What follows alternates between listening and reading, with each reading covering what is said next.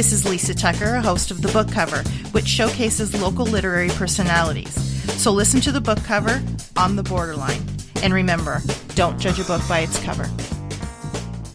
Hi, this is Lisa Tucker. You are listening to The Book Cover on the borderline. And today I have author M.D. Dunn. Mark, thanks for joining us today. Thanks for having me, Lisa. Now, this is not your first rodeo here at the borderline. Yeah, I've been here before. Have you been in the studio before? Yes. Okay, you have, because our last interview was over the phone. Mm-hmm. We discussed it earlier during the plague. When we were trying to not have so many people in a closed area. Yeah. And remind me, what book were we talking about then? I think it was Even the Weapons, or it might have been, actually, we might have looked at a couple of them because I have 3 poetry books that came out. Okay, yes, I think you're right about that. So maybe looked at a couple of them. So is this You Get Bigger As You Go? Is this your first non-poetry book? Yes, my first nonfiction book, yeah. Oh, beautiful. Yeah. Okay, so it's You Get Bigger As You Go, Bruce Cockburn's Influence and Evolution. Now, you being a musician as well, I don't have to ask why Bruce Cockburn, but I'm going to ask why Bruce, because there are so many Canadian artists that have done, positive things in society. Why Bruce Cockburn? Yeah, that's a good question. I love him. The book kind of started as I was trying to answer a question. I was thinking a lot about what is the power of music to transform our lives? And music has always had this transformative quality about it for me and for many people. Mm-hmm. And like, if you hear the right song at the right time, it can change your mind, which can change your whole life, right? Mm-hmm. And so I was thinking about all that stuff. And then around that time, it was about 2014, I got a chance to interview Bruce Cockburn. And so he was someone that, I admired his music since I was a teenager, since I started playing. And then I interviewed him a couple more times within that span, within around maybe a year or two after that. And then I realized that although I loved his music, I didn't know it all. So I went back through his whole catalog and started listening to everything.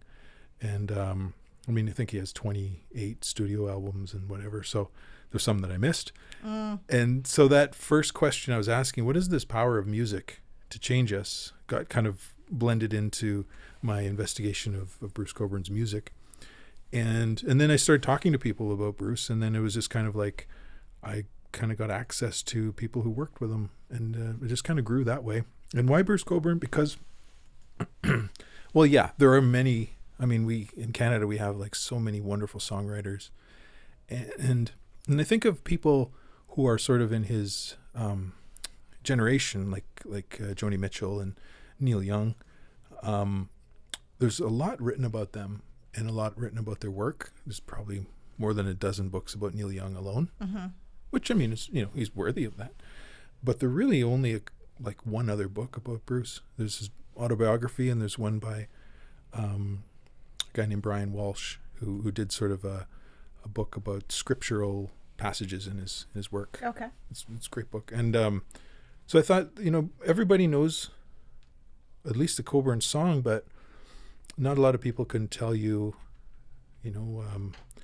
all of his albums or this huge parts of his career and catalog that people aren't aware of. So I kind of see him as a stealth artist. He's there, but we don't know a lot about him. Right. And as a songwriter, now does he write songs for other artists?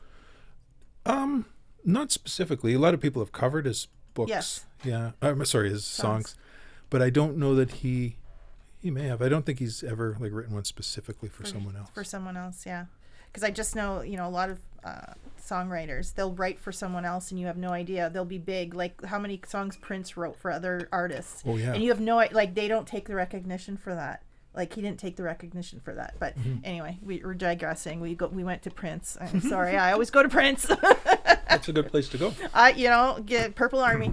Anyway, okay, so you love Bruce Cockburn. Now, how was it interviewing him for the very first time, being a musician, Canadian musician, and what's your instrument of choice? Guitar.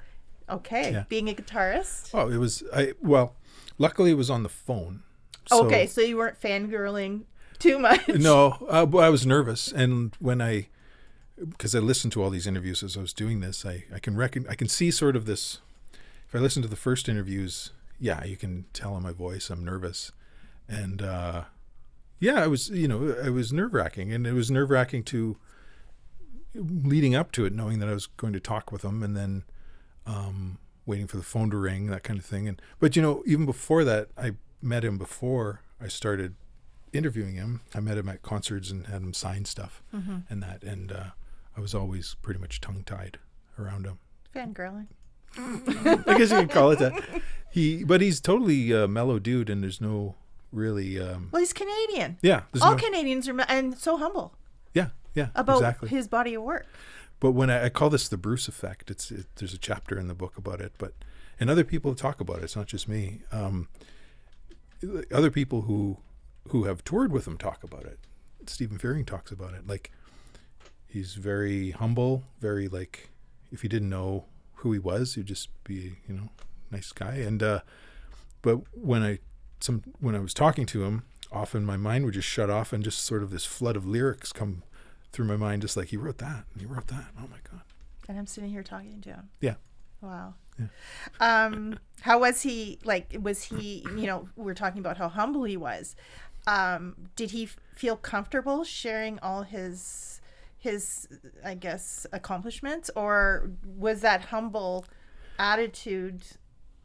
So with him, it's like you have to do the work, because he's not going to boast about these things. So you need to know, like, about the sort of human rights work he's done, or you need to know about different innovations in guitar that he's accomplished and things like that. So it's kind of that way. He won't tell you. You have to already know, and then ask him about it. Yeah, someone in the book, just I'll forget the name, Susan Walsh, who was she organized this nonprofit called, it's now called Seed Change. And what they do is they work around the world promoting sustainable farming. So Bruce has supported this organization like for 55 years. And when his first album came out, he donated, it wasn't the first album. It was the first big concert he did where he made, a decent wage for playing. He gave half of it to them. And so Susan Walsh in the book says, almost quoting her directly, he's not going to tell you that, so I'm telling you that. And that's kind of, he's a humble dude. That's the kind of dude he is. Yeah, he's not going to brag about stuff. So you touched on humanitarian things. So other than what you've just shared with us, what other humanitarian accomplishments does he have that people don't know? Oh, there's tons. So, excuse me, there are many. So he's traveled for the Seed Change, that was the group that was called the Unitarian Service Committee. That was its first incarnation. And he's traveled to Nepal for them, to Mali, and then he's traveled with Oxfam to Central America. He worked really in the 90s, I think it was, on landmines, specifically in Mozambique. So he was there in the landmine fields and everything. And then he went on this almost world tour talking about landmines. And he brought landmines into the Canadian Parliament. And physically brought them in? Yeah. He had them in his pack-sack. And they didn't check him because he's just this, because he's Bruce Cockburn. Yeah. And they were all deactivated. And then when he was giving his speech to Parliament, he just dumped them on the table and they all gasped. But so he was like legendary. I can't get in there with hairspray. He walks in with my landmines. Yeah, and they were deactivated. But he, so with that project, he was very. I don't want to say he did all this because he probably wouldn't agree to that. But there's a thing called the Ottawa Treaty, which was like 140 nations, maybe I have that number wrong, who signed on not to use landmines, and he was a big part of that getting signed, using his leverage with the Canadian government to do that. Wow. So there's more that I don't go into that, and there's much more that only he knows, I'm sure. Yeah, that he won't share. Yeah, likely. Because he's too humble. Yeah. Wow. Mm-hmm. So did he read the book? I don't know. Did you send him one? Oh yeah. So you don't know if he's I don't know if he's read it. I wouldn't ask him that, put him on the spot. I will say he read an early draft when I was about 3 years in. I had this very strange draft. It was kind of partially fiction. It was like almost turning into a novel about someone who's trying to write a book about Bruce Cockburn. And it had like a time travel element, and it just had all this weird stuff. Some of the reviews in this book, I do a album by album, song by song review of all of his work, and linking it to other issues and interviews and that kind of thing. Sure. In the first version, or an early version, I did a lot of the reviews in haiku, so it was bizarre. And well, you're a poet. I guess I write poetry, yeah. And he asked to see it, and I sent him it, and then he did say that he read some of it. So that was an old version. And he was okay. Obviously, he gave you the interview, so he was okay. He knew that you were writing a book. Yeah. And he was cool with that. They were, yeah. At the beginning, when it was about 2016, I realized that, this could be a book, and I contacted his manager, and I said, I think I'm writing a book about Bruce's music. It's not a biography, I should say too. And the answer was, well, good luck, and it was good luck. We won't stand in your way, but we won't endorse it, was the thing. So it's not officially endorsed. Right. But everyone I spoke to just about cleared it, I think, through them. And I should put it this way, if they didn't want the book to happen, no one would have wanted to talk to me. Right. Yeah. So you already mentioned some, but who are some of the people close to Bruce Cockburn that you interviewed? Sure. Well, excuse me. I speak with Bernie Finkelstein, who's his longtime manager of like 56-7 years. Bernie Finkelstein founded True North Records and was so Canadian. Yeah. Mm-hmm. He's like he's a giant. Like the Canadian music industry wouldn't exist without Bernie Finkelstein and his cohorts, but he was really important in that. So I interviewed Bernie for this. 3 of his producers, Eugene Martinek was his first producer, Jonathan Goldsmith, who's a composer and producer, and Colin Linden, and then musicians like Stephen Fearing, Don Ross, Hugh Marsh, who plays violin, played with Bruce on violin for many years. I'm going to forget people. There's a whole bunch. They're all in the book. Yeah. Did you get any good stories? Like, can you recall a really good story that you got from one of them? I mean, I'm sure there's lots, but give me one. Some of the ones that I really like, I'm not going to share because you're going to have to read to get them. Yeah. I like the one that comes to mind is his first producer, Eugene Martinek, who was in a group with with Sioux Ties, Kensington Market. And so Eugene Martinek, that band broke up in the late 60s, and Eugene Martinek, went out to become a producer and did Bruce's first album, which became the first True North album in 1970. He tells a story about, and so he meaning Eugene Martinek, maybe 10 albums, 8 to 10, the first in the 70s, all those albums. Good time for music. Yeah. And so he tells a story of living in Toronto, and then Bruce would come off the road. He'd have a bunch of songs, and they'd get together to plan out a recording session, like say for the fall. Mm-hmm. And they'd choose musicians, and they'd talk about arrangements, and they'd select the songs. And then Bruce would go back on the road, and Eugene would think about the songs and work on them, and he'd have demos that he's trying to figure out what to do with them. Then when the sessions came up in the fall, Bruce would come in with a whole bunch of new songs. So all of the work in the spring was kind of kiboshed. Yeah. He was incredibly prolific in the 70s. He was like basically doing 2 albums a year. He was doing every year he did an album, and then they'd overlap. There's a couple of years with 2. So he has a lot. He probably has a lot in the bank. He said he doesn't. Really? So he shared everything that he's got? Because I know a lot of writers, because they write so much, they've got a lot in the bank, It sounds like he doesn't have a lot of like Neil Young, has like recordings that, go back forever. But I think Bruce is a little more deliberate than that. He records when he's ready, and he has the songs But he has cataloged close to 400 songs. So that's, Wow. yeah, that's significant. Wow. He sounds like just you talking about him and, his work and the way he writes. He sounds like a very deep thinker. I'd say that's true, yeah. Yeah. Yeah. Now, you said, his camp doesn't endorse the book, but you're having a launch coming up. Yes. What's the date? Sunday, February 11th Okay. at the Sioux Museum. At the Sault Ste. Marie Museum.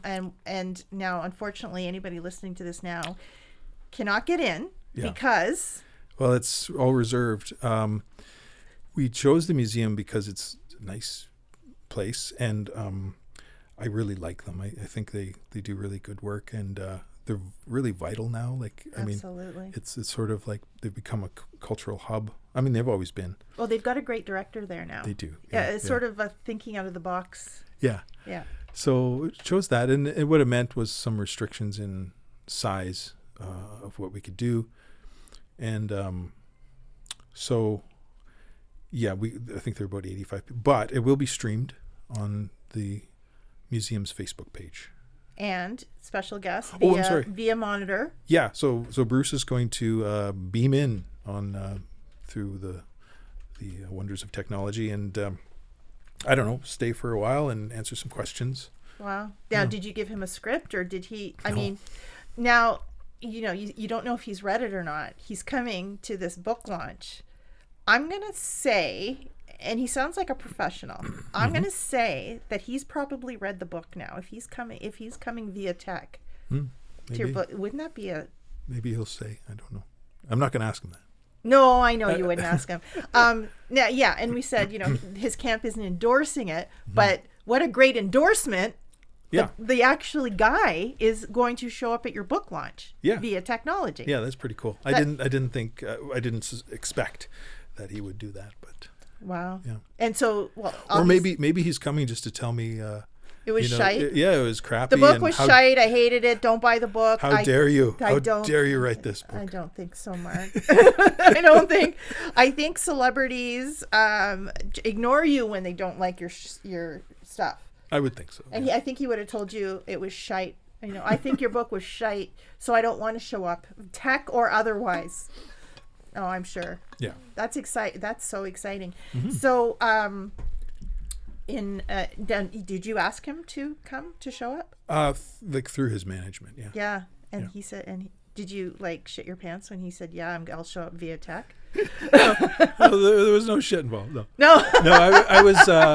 I was really surprised because I asked. I just kind of put it out like, "Do you think this is possible?" Yeah.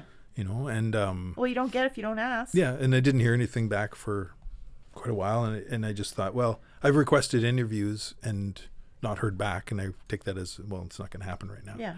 And then just out of the blue, they contacted and said, yeah, he's into it. So very, very cool. They picked the day. So. Oh, they did. Okay. Well, Super Bowl day, we find, as it turns out. Oh, is that Super Bowl? I think it is. Yeah. So there's not going to be any sports fans in the audience. It's earlier in the day. It's at 2:30. So yeah, but football players, they pregame like the time they wake up, like 10 in the morning. They start making their charcuterie meat boards, and then they start drinking like at 2. So okay. Yeah. So there's just be a bunch of music geeks there, I guess. Right. Yeah. Mm-hmm. Well, music geeks usually don't watch football. I'm gonna say they keep the two separate. So, now what's next for you? Do you have anything in the works or plans or in your brain? Or? Yeah, I'm starting.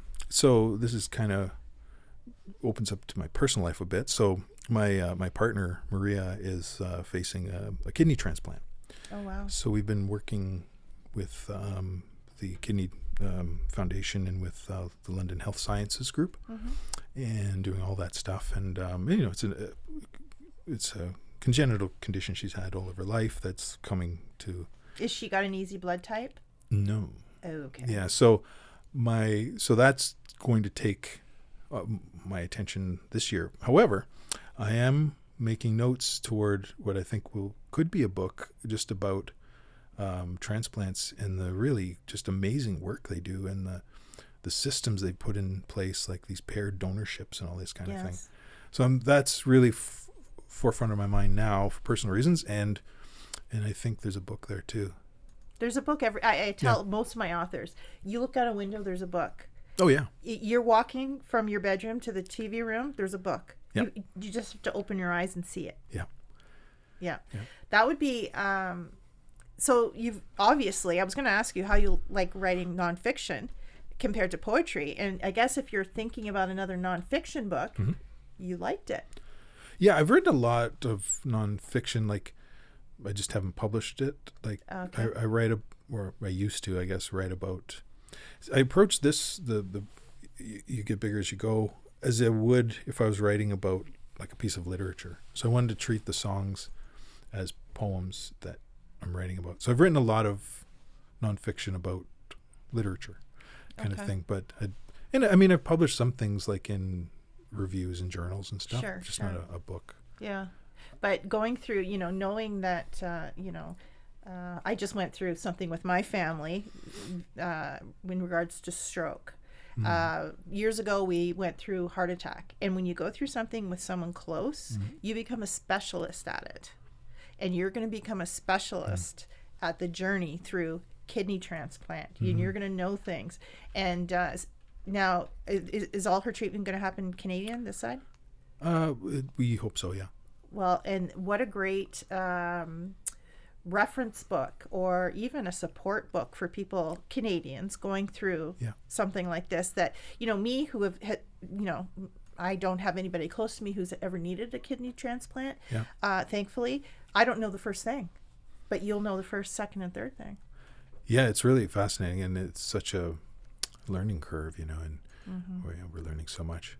I bet. Well, I really hope that you're successful,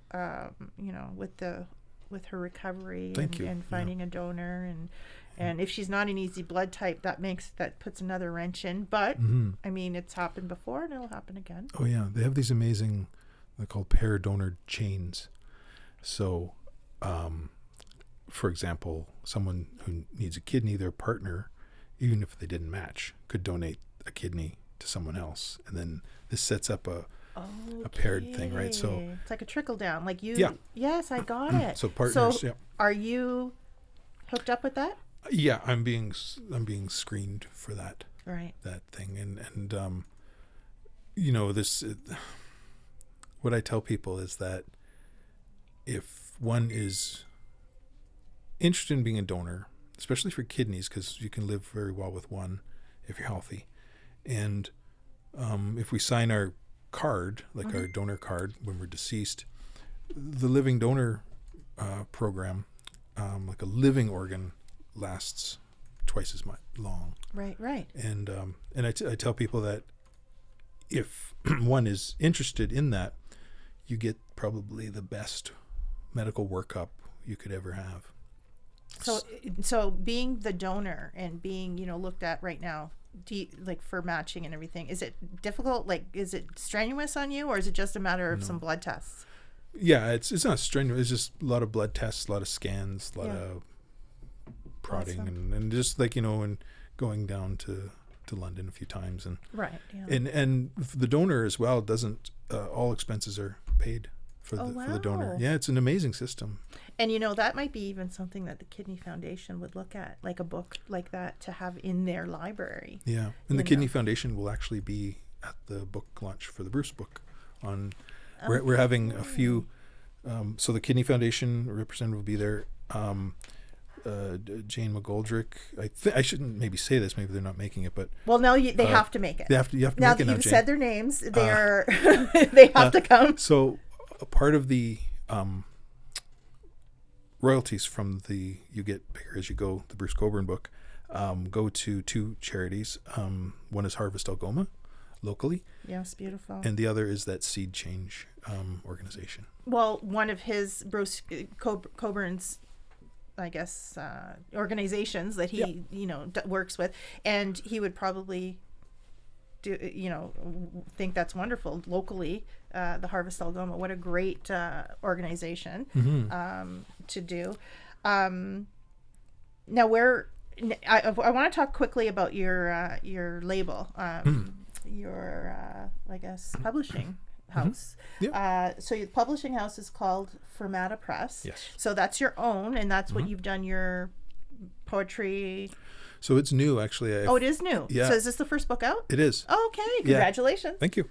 And the idea was simple. Like, it's just to kind of give a bit of a buffer so that I didn't know what to expect, right? So I thought, I'm putting out this book about this beloved musician, and, you know, our fans going to hate it. And if they do, I'd rather that they sort of contact a publisher than me directly.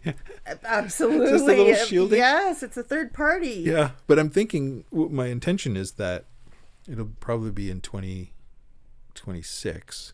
We're going to do like a poetry anthology. Okay. And the thing I set out about with Fermata is that the books are about music. Right. In some capacity. Right. So this is the first one, and there won't be another this year. If there's one, it'll be 2025, 2026. Right. And that's it. When and if you do this book, you know, on the kidney transplant journey, it'll be under your... I'm not sure. I mean, if you know, an established publisher, I mean, it's so far away. Like, I'm only just saying, I usually don't talk about things I'm working on. It's usually a curse.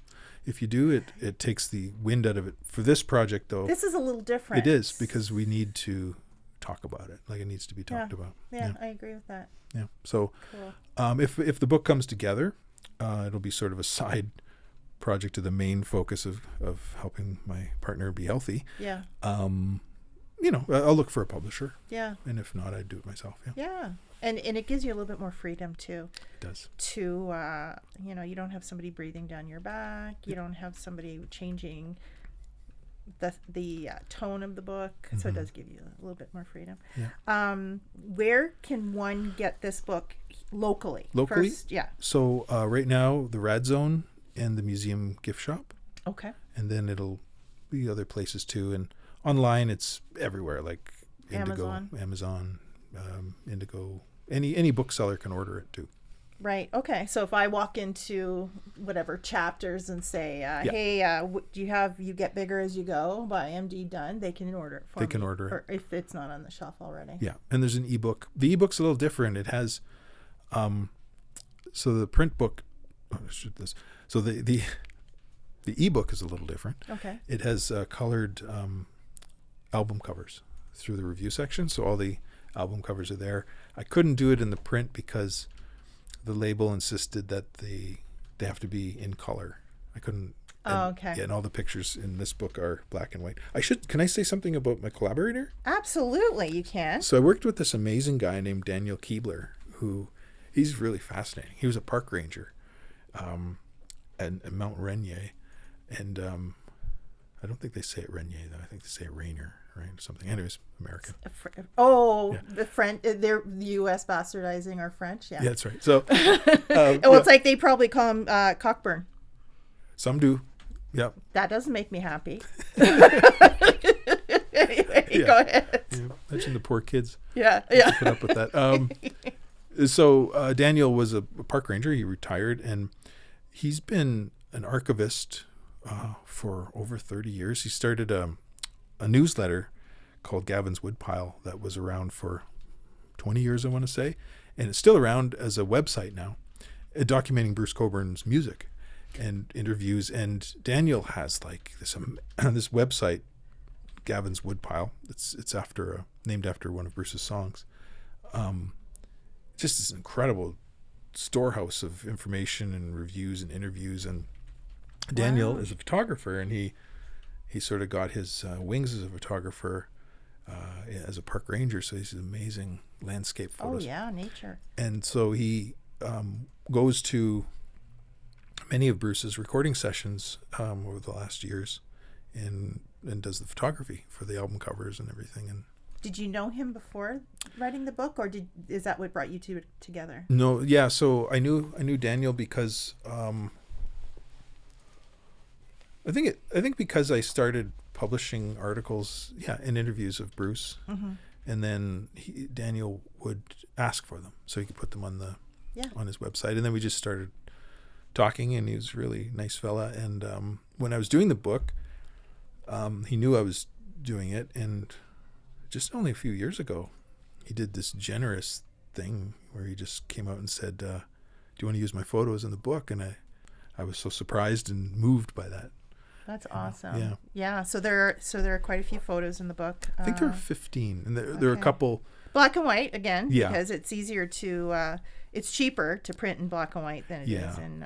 And I think in mostly his photos are black and white, actually. Oh, so that worked out. And there are a couple photos that are sort of archival, like just one of Linda Manzer, the guitar maker, and an older, some older photos too, right? Very cool. Well, I'm going to bring this book, You Get Better As You Go, Bruce Cockburn's Influence and Evolution.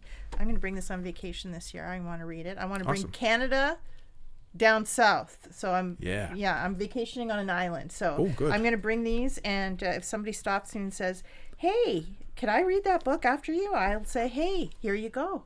It's all about sharing. Awesome. Thank you so much for being on the show again, Mark. I appreciate it. Thank you, Lisa. And, thanks for having me. When you do another book, please let me know. Will do. I wish you the best of luck in your upcoming journey with your partner.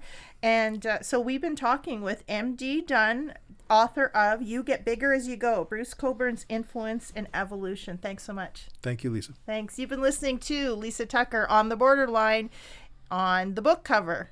And don't forget, don't judge a book by its cover.